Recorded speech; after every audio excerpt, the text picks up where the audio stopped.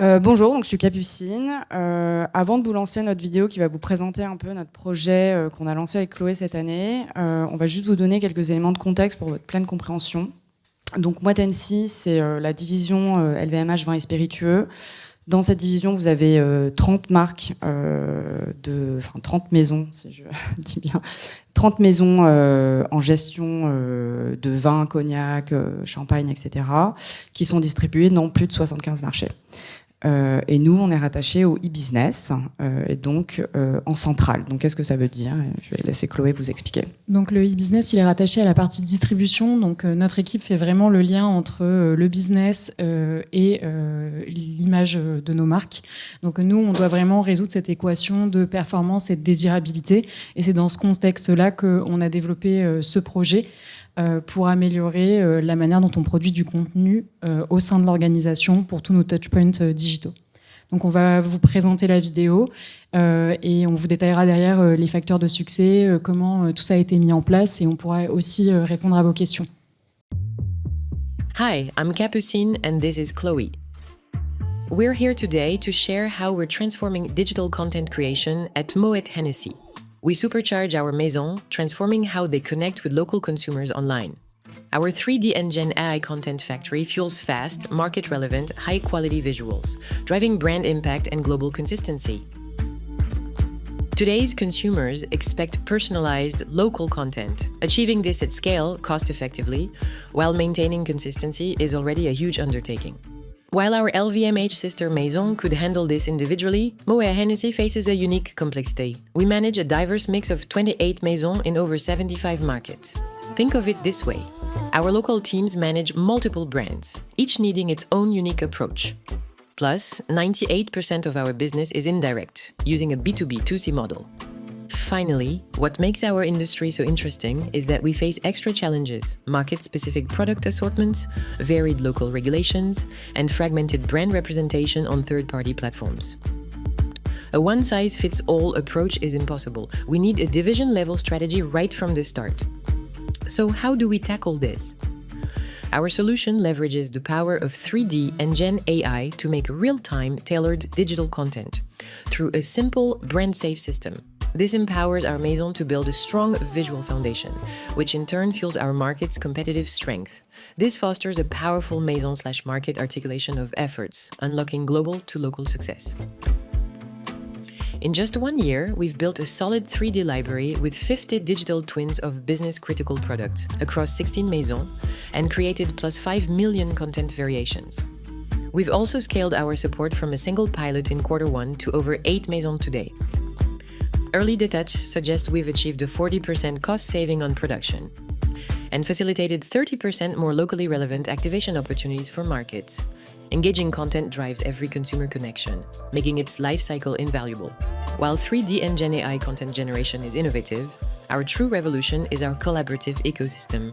We are creating universal 3D models, optimizing costs through smart purchasing, incorporating real consumer insights, and securing brand integrity, all powered by Gen AI. This is a transversal effort, creating a virtuous and centralized cycle that connects desirability with performance. And finally, driving business impact. Our solution is a critical enabler for many digital initiatives at MH, providing the visual building blocks for enhanced consumer engagement. 3 words: simplicity empowers anyone regardless of role or technical expertise. Excellence, quality-first visuals, free of rights. Scalability, a brand-adaptable system applicable to all industries. All of this leads to a game-changing and cost-efficient content engine. Donc c'était le projet, et maintenant on va revenir un peu sur comment on l'a mis en place, parce qu'on est quand même dans une division et une organisation extrêmement matricielle. Donc la première étape avec Chloé, ça a été vraiment de passer énormément de temps avec l'intégralité de nos maisons pour comprendre les pain points concrètement, savoir comment les aider, mais surtout ça a été de créer, comme on le dit dans la vidéo, un écosystème collaboratif, travailler avec l'IT, les achats, les équipes images, digitales. Donc ça a été vraiment le plus gros du travail, de rassembler tout le monde et de pouvoir les mettre d'accord sur une façon de fonctionner, puisque, comme on le rappelle, nous, on est au service de l'intégralité de notre portefeuille maison. Donc on est au service de 30 maisons et on travaille tous les jours avec des équipes qui travaillent uniquement pour une seule marque. Donc on n'est pas forcément face aux mêmes enjeux. Il y a un gros travail d'éducation à faire au-delà, effectivement on est dans une division luxe, donc au-delà juste des coûts, de pouvoir rassurer nos équipes sur la qualité de ce qui va être sorti. Notamment, on a eu une énorme réflexion sur le positionnement de ce projet. Donc ne pas commencer avec du print, évidemment, pour rassurer nos équipes maison, mais bien commencer sur du digital, lower funnel, pour optimiser les conversions sur le e-business et en e-retail. Pourquoi ? Aussi parce que aucun contenu aujourd'hui n'est produit par nos maisons vraiment spécifiquement pour le lower funnel et plus particulièrement pour le e-business. Ce qui fait qu'en fait, un peu comme d'une stratégie océan bleu, on répond à un besoin qui est aujourd'hui pas adressé, ce qui nous a facilité énormément le travail. Et on va dire que vraiment, pour moi, très personnellement, le succès de ce projet, c'est vraiment l'intelligence collective, effectivement, de pouvoir rassembler et de mettre d'accord un groupe d'à peu près une quarantaine de personnes dans différentes maisons. Et aujourd'hui, effectivement, on est passé d'un pilote qui était Moët et Chandon, et on est en train de produire pour plus de 10 maisons sur 30 aujourd'hui. Et on n'a pas fini, on en a d'autres en liste d'attente pour pouvoir les accompagner dans ce projet. Donc on espère normalement, si nos calculs sont bons, qu'on aura couvert la moitié de notre portefeuille d'ici début 2026. Voilà. Est-ce que tu veux rajouter peut-être des choses sur les requirements ? Oui, donc l'idée c'était donc on a lancé ce projet il y a 2 ans. L'idée c'était vraiment de répondre à un besoin qui existait et qui n'était pas adressé, comme l'a dit Capucine, mais ça a été aussi l'occasion d'être un petit peu pionnier sur tous ces sujets de 3D et d'IA, et de pouvoir assurer une certaine consistance au sein de la division, parce que forcément c'est nouveau, tout le monde est intéressé, tout le monde a envie de tester.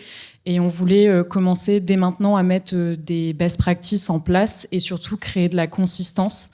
L'idée, c'est pas bien sûr de garder ce lead et de tout centraliser, mais plutôt de poser les fondations pour derrière pouvoir rendre le pouvoir à nos marques et qu'elles puissent le faire dans de bonnes conditions. Avec les bons requirements. Donc pour ce faire, on a démarré le projet d'un blueprint, c'est-à-dire la définition de requirements 3D et IA qui pourraient être envoyés à n'importe quel partenaire. On sait que la 3D et l'IA, ces nouvelles technologies, c'est quelque chose qui bouge énormément. Il y a des nouveaux entrants tous les jours, des modèles qui deviennent meilleurs que d'autres. Donc pour s'assurer cette consistance et surtout rester au top en termes des nouvelles innovations, on a co-construit des requirements avec nos marques et avec nos partenaires clés avec lesquels on collabore aujourd'hui. Donc ce que vous avez vu sur la vidéo, ce n'est pas uniquement de l'IA, c'est un mix de 3D et d'IA. Qui nous permet justement d'avoir cette liberté que l'on redonne au marché, mais qui est encadrée autour de ces requirements et qui ont été bien sûr définis avec toutes les équipes dont Capucine vous a parlé, donc les achats, le légal, etc.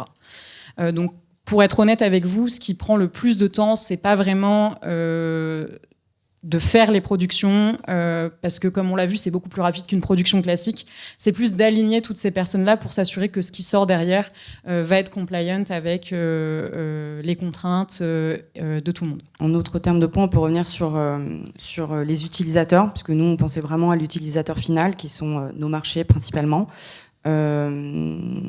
Comme on l'a dit à la fin, je pense que dans la solution qu'on a essayé de mettre en place et dans les process, la simplicité, c'est-à-dire faut penser à nos équipes, en tout cas les nôtres, qui sont pas toujours matures ou qui n'ont pas le temps de suivre toutes ces évolutions-là et qui ont besoin de contenu rapidement pour le mettre en ligne, pour discuter avec leur e-retailer. Donc tout ce qui va être simplicité va être extrêmement important. Aussi, tout ce qui va être agile. Comme on le disait également, nos équipes en marché s'occupent de l'intégralité du portefeuille aussi. Donc il faut que pour chaque partenaire commercial localement, elle négocie individuellement pour ses 30 marques. Ce qui fait un planning assez chargé. Et du coup, l'outil, au-delà de la simplicité, sa rapidité et son agilité, c'est-à-dire la capacité à pouvoir sortir des assortiments produits différents qui vont être très variés en fonction de l'audience, du pays, etc., va être très important. On a beaucoup travaillé là-dessus. Et aussi, on a créé un énorme partenariat avec notre équipe IT. Et comme le disait Chloé, le blueprint, c'est un process, certes, pour le rendre pérenne, mais aussi pour garder notre liberté, parce que comme on le dit, il y a énormément d'acteurs qui sortent chaque jour, qu'il y en aura de plus en plus dans les prochains mois. Donc on veut surtout pouvoir garder notre liberté et inverser ce rapport avec tout partenaire avec qui on pourrait travailler et apporter cette consistance au niveau maison, effectivement, qu'elle puisse aussi devenir responsable de cette production. L'idée, c'est pas de le garder chez nous, mais que toutes nos maisons puissent investir le sujet individuellement, petit à petit, dans une structure qui soit profitable au niveau de la division. Merci pour votre écoute. Merci beaucoup.